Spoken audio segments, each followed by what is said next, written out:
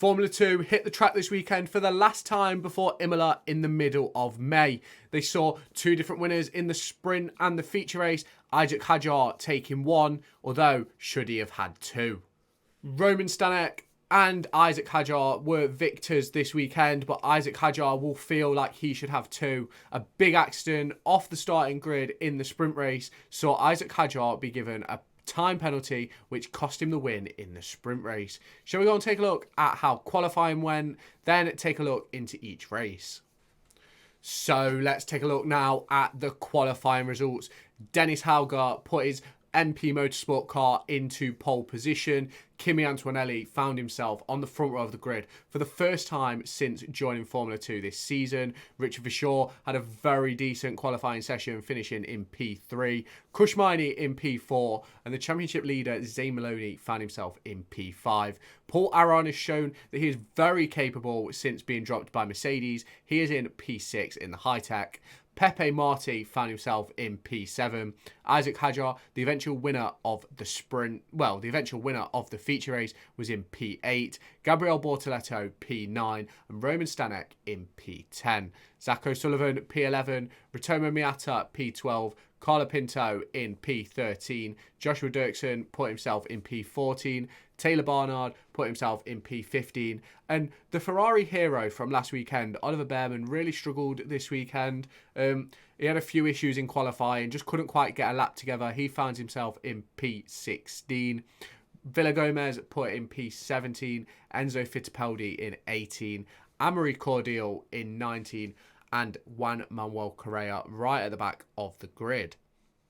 If you haven't already, make sure you hit that subscribe button down below. If you haven't checked out my video from yesterday, go and check out if Daniel Ricciardo could be replaced by Liam Lawson. And if you haven't, hit the subscribe button, hit the like button, and let me know your thoughts on Formula 2 so far this season. There was a big crash at the start of the sprint race. And in complete honesty, the chaos within this race is what kept me awake that morning for the Formula 1 qualifying session. Roman Stanek came out the eventual winner, but Isaac Hadjar will feel that that should be his win. As you can see by his thing here, he got a time penalty, which reduced him down to P6. Dennis Hadjar put himself on the podium again. Kushmini, a really good result for Invicta Racing. Carlo Pinto in MP in P4. Ritomo Miata in P5.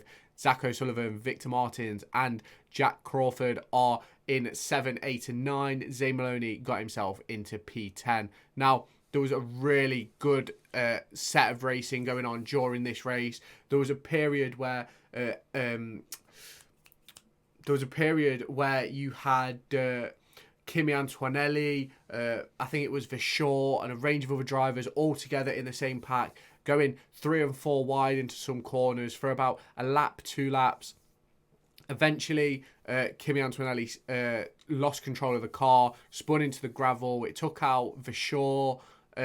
Paul Aron collected damage on the way and ended up finishing at the back of the grid. That was unfortunate for him. It's just one of those things which happens in this racing. They're all young drivers. They're all still learning and still improving. And Enzo Fittipaldi in P12, obviously not where he wants to be. It was one of those where some of these drivers were they struggled to sort of find their way in this race, and there was some very good performances. And to be honest with you, if Kimi hadn't have spun, I think he would have been one of the better drivers in this race. But the spin really took him out of the running, and it ended up ending his race. But he'll be happy knowing that he put it on the front row, and he had probably his best weekend to date, in my opinion.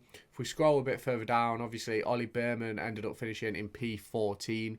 Obviously not the result he wanted after his Formula 1 action the weekend before. Obviously, he was probably a bit sort of on edge this weekend because obviously with Carlos Sainz back in the car, he wasn't sure if he was going to be dragged out again, and obviously that can be quite difficult for a driver, not knowing where you're actually going to be, what car you're going to actually be driving.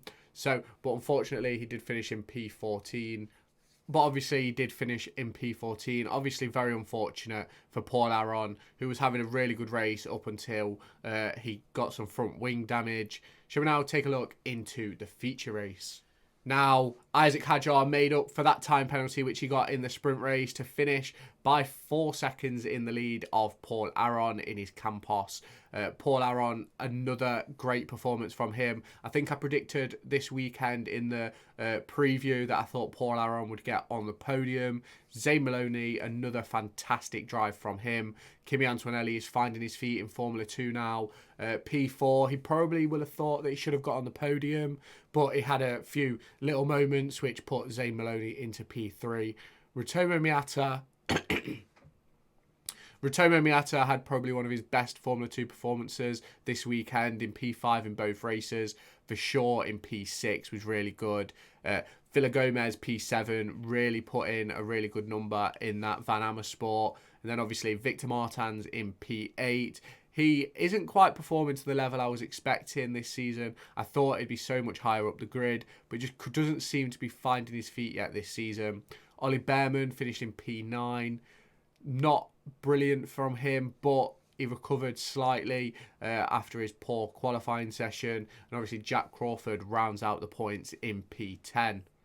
So as I previously mentioned, Formula 2 isn't back until Imola. And obviously that is round 4. It's about 2 months away now. It's going to be a very interesting weekend when they come back to Imola. Hopefully some of the drivers will have had simulator time to sort of figure out where they need to improve and things like that.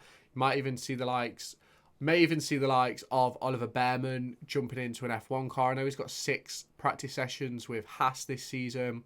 Maybe even Kimi Antonelli might get to jump into an F1 car, because obviously he is one for the thoughts of Mercedes next season. And maybe we'll see some other F1, F2 drivers get their chance at a practice session. Obviously, I believe drivers still have to do 2 for a Formula 1 team. So we'll see what happens with that.